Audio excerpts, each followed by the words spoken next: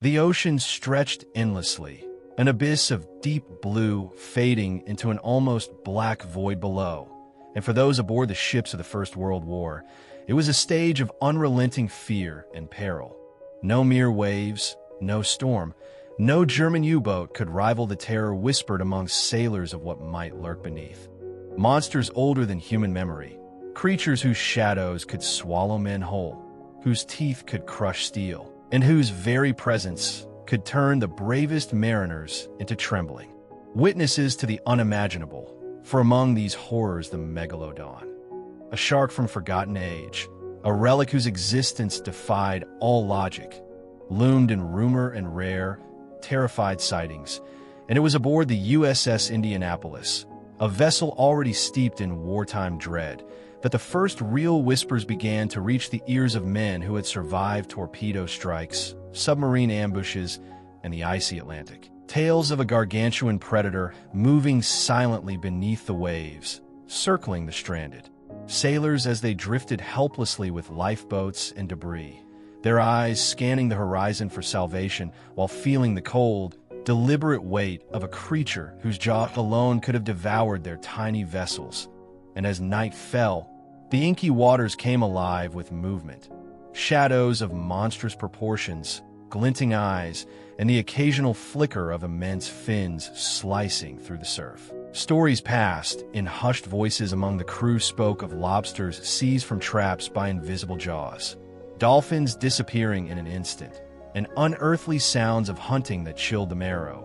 One of the era's most respected oceanographers, David Stead, would later visit Port Stephens, Australia, to interview local fishermen who described events so surreal that even hardened seamen refused to venture onto their boats afterward, recounting the sight of a shark far larger than any documented, some claiming lengths between 150 and 300 feet,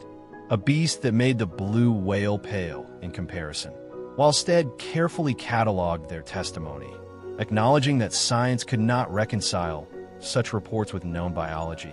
and yet the fear in their eyes, the tremors in their voices, and the vivid memories of immense, barnacle-studded forms breaking the water's surface suggested that something prehistoric, something beyond extinction, might still stalk the deep, its presence felt more than seen. An apex predator whose endurance and stealth made the open sea itself a theater of horror, where human ingenuity and courage were tested against the raw,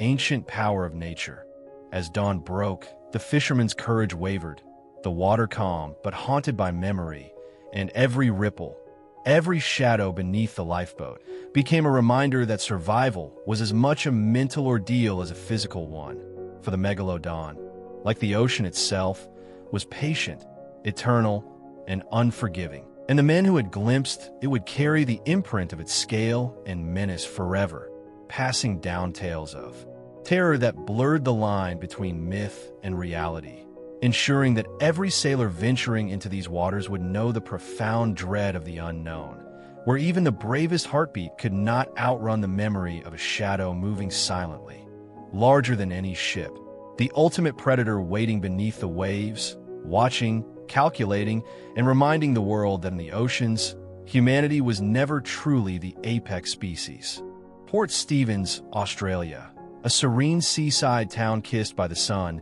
yet haunted by secrets beneath the waves, became the focal point of one of the most chilling wartime marine encounters ever recorded, as David Stead, an esteemed oceanographer, arrived to investigate reports from fishermen whose weathered hands and lined faces belied the terror they had witnessed. These men, hardened by decades at sea, recounted with trembling voices how, while tending their lobster pots along the jagged coastline, they had glimpsed a monstrous white shark, colossal beyond belief, breaking the water with a power and size that dwarfed their boats, crushing cages as if they were mere twigs, each strike resonating through the hull and filling the air with a primal warning. And over the course of several days, the creature stalked the fishing grounds, appearing and disappearing as if testing their courage. Its sheer presence challenging the limits of human comprehension, inspiring stories that ranged from disbelief to outright horror,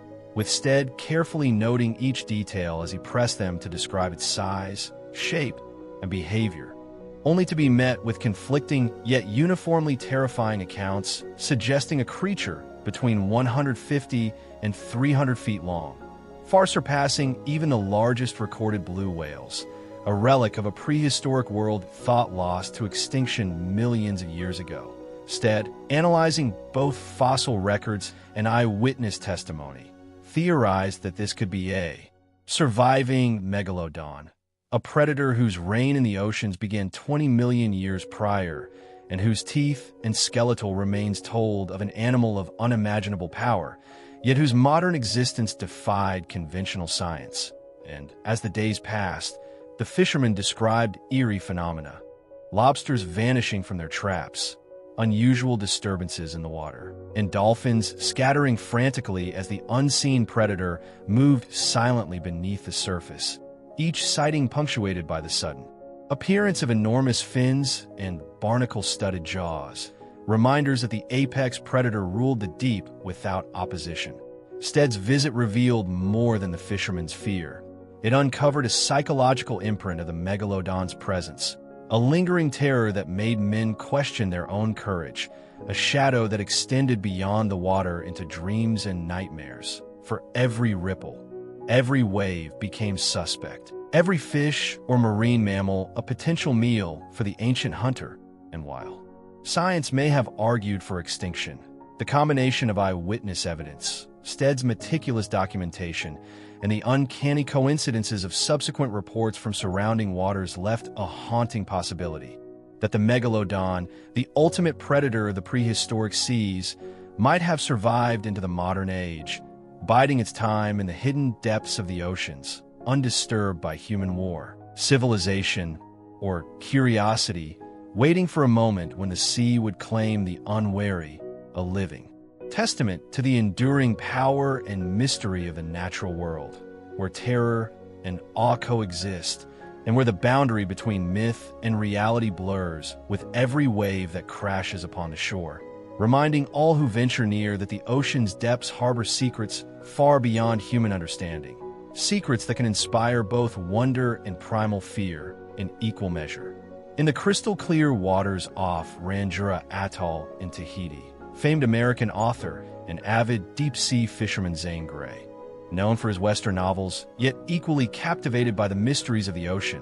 found himself at the mercy of a fear far removed from the pen and paper he usually wielded, as he and his companions navigated the 10-meter-long SS Manganui in search of giant marlins, only to have their pursuit of sport disrupted by a creature so vast, so impossibly immense, that it rendered their collective breathless in both awe and dread. Grey had long heard Polynesian tales of Magu,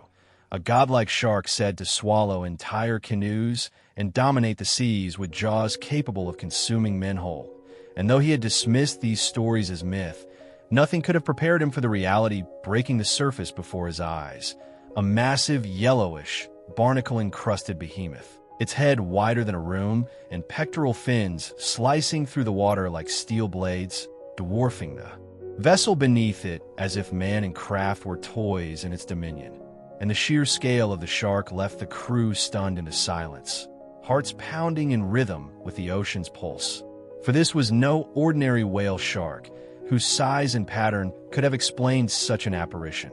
This was a predator from the depths, ancient and colossal, whose every movement suggested intelligence, patience, and the predatory precision of a creature evolved to rule unchallenged. And, as Grey attempted to chart the creature's movements, the shark circled beneath the boat, its massive tail raising in violent arcs, generating waves that threatened to swamp the smaller vessel, while seagulls screamed overhead and the sunlight glinted off its mottled yellow skin, emphasizing every scar, barnacle, and ridge of muscle beneath.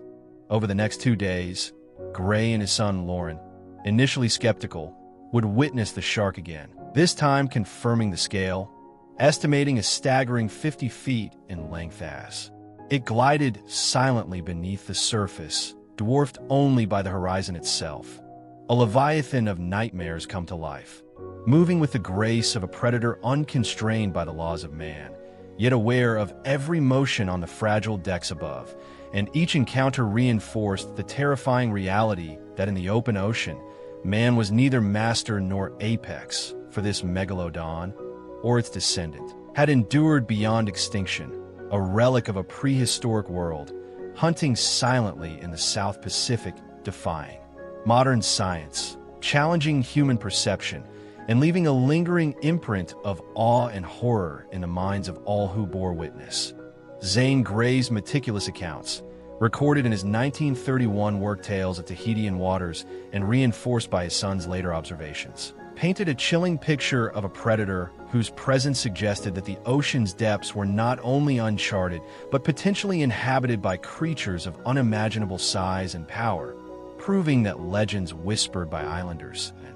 sailors alike were not mere superstition, but possibly rooted in a terrifying truth. A reminder that for all humanity's progress and wartime courage, the sea remained a realm of primal terror, where a single shadow beneath the waves could obliterate all confidence, where survival depended not only on skill and luck, but on the mercy of an apex predator whose very existence challenged the boundaries of time, science, and imagination. And as the sun set over the Rangiora Atoll, casting long golden reflections across the water, the memory of those immense jaws, the circling shadow, and the silent authority of a creature outliving millennia would remain etched in the hearts of Zane Grey and his companions, a testament to the enduring, terrifying power of the Megalodon, and a warning to all who dared to venture too far into the vast, unknowable depths of the South Pacific. Sailing through the vast, sun-drenched waters of the Indian Ocean, far from the familiar coasts of Australia and Polynesia, a group of U.S. Navy sailors on routine patrol in the late 1990s found themselves confronting a terror that no amount of military training or wartime experience could have prepared them for, as the endless horizon gave way to the sudden chaos of nature's most formidable predator. For what began as a routine watch on the forecastle quickly escalated into a scene of sheer disbelief when a pod of dolphins, normally graceful and playful, began scattering violently across the churning waves, and the sailors' eyes widened as a massive dorsal fin, at least 10 feet above the water, sliced through the foamy surface, accompanied by the unmistakable outline of a head that belonged to no ordinary shark, but something impossibly immense, its bulk dwarfing every expectation of modern marine life. And as they watched in horrified fascination, the predator launched itself at the dolphins with devastating precision, jaws clamping down on the unsuspecting mammals while crimson blood streaked the water, erasing any doubt that this was a creature of legendary proportions, a potential megalodon stalking the Indian Ocean, defying extinction and logic alike. And the men struggled to process the enormity of the threat, recalling every horror story from Jaws to shipwreck accounts, yet knowing that fiction could not have prepared them for the raw,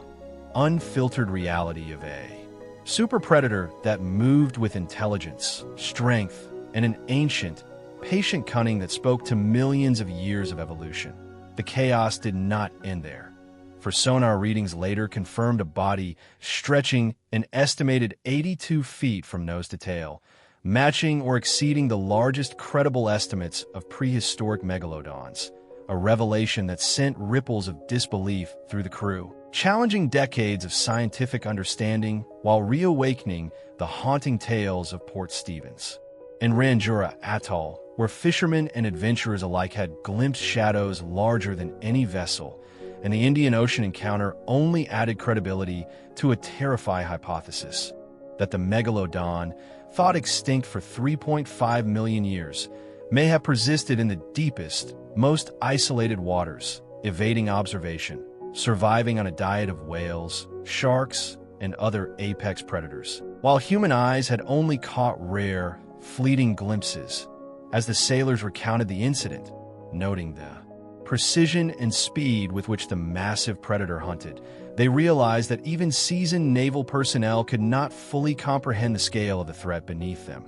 and the encounter left an indelible psychological scar, instilling a mix of awe, fear, and existential dread. For no war strategy, no torpedo, and no modern weaponry could alter the fact that in the open ocean, humanity remained prey to forces far older and far larger than itself, and that somewhere below, in depths, unplumbed and waters uncharted, an apex predator of unimaginable size continued to stalk silently, observing, calculating, and reminding all who dared to traverse the Indian Ocean that the legends of the Megalodon were not merely stories to frighten children or sailors, but warnings rooted in the terrifying, enduring reality of the ocean's unyielding power. A predator whose existence blurred the boundary between prehistoric myth and modern nightmare, and whose shadow, ever patient and unseen, transformed every ripple, every school of fleeing fish, and every patrol of men into a tense, cinematic theater of survival where courage, fear, and the unknown converged in a single, unforgettable moment of horror that would forever redefine humanity's understanding of the depths. Years after the terrifying Indian Ocean encounter, the modern ocean still whispered the same warnings of prehistoric predators as researchers and naval personnel alike grappled with evidence that pushed the limits of scientific understanding. And nowhere was this more evident than during a 2003 expedition off Bremer Bay, Australia, where filmmaker and marine biologist David Riggs documented the tagging of great white sharks with electronic trackers designed to monitor migration, depth, and temperature, a routine scientific endeavor that soon revealed a terrifying anomaly. One of the nearly 10-foot female great whites, healthy and strong, vanished from the surface only for its tracker to record an unthinkable series of events, plunging nearly 2,000 feet in a matter of minutes, with water temperature readings climbing from 46 degrees Fahrenheit to 78 degrees Fahrenheit, a signal that the shark had been consumed by an even larger predator, a leviathan capable of swallowing a great white whole and sustaining a depth and heat profile defying natural ocean conditions. And while science struggled to explain the phenomenon without invoking myth, the data aligned eerily with the Megalodon's estimated dimensions, reviving centuries of eyewitness accounts from Port Stevens, Rangiora Atoll, and the Indian Ocean, where fishermen and sailors had described shadows larger than ships, jaws wider than rooms, and fins cutting through the waves with unstoppable force. And the incident sparked debates about the possible survival of apex predators long thought extinct, emphasizing that human understanding of the deep sea was incomplete, for the ocean, vast and largely unexplored, could easily conceal creatures whose scale and cunning made them impervious to modern detection. And even the largest great whites, including the famed deep blue measured at over 21 feet, paled in comparison to the data recorded from the mysterious Bremer Bay attack, suggesting a hierarchy of predators in the ocean's unknown. To science, a living testament to survival, adaptation, and the enduring reign of creatures whose ancestors predated humanity by millions of years. Riggs' observations, corroborated by sonar readings, historical accounts, and eyewitness testimony,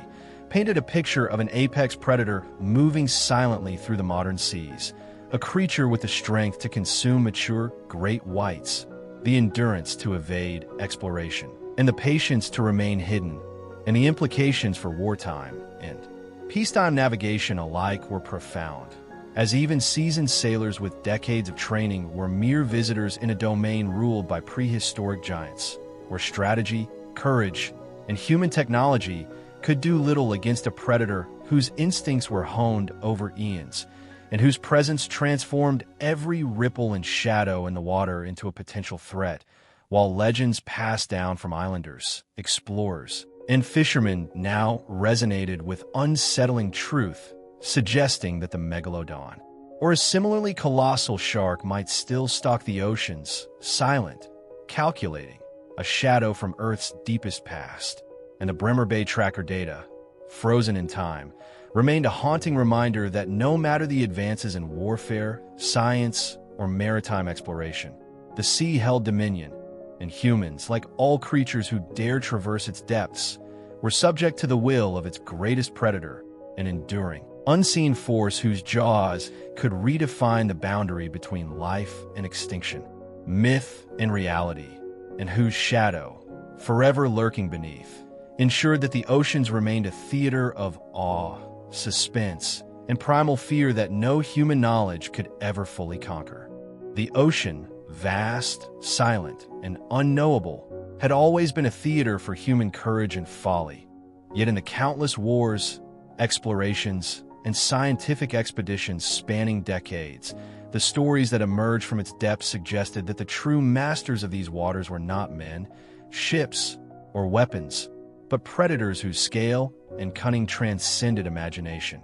And nowhere was this more chillingly evident than in the cumulative accounts of sailors, fishermen, adventurers, and scientists who had glimpsed, measured, or narrowly escaped beings of impossible size, from the Australian coast to Rangiora Atoll, the Indian Ocean, and the remote expanse of Bremer Bay, where colossal sharks, some exceeding 80 feet in length, moved with silent authority, consuming prey, eluding detection, and leaving only fleeting evidence of their existence, whether in shattered lobster pots, scattered dolphin pods, sonar readings, or the data retrieved from electronic trackers. And these encounters, spanning nearly a century, suggested a predator not merely surviving but thriving, a living remnant of a world thought long extinct, whose anatomy, strength, and endurance dwarfed the modern great white and rivaled any imagination of prehistoric terror.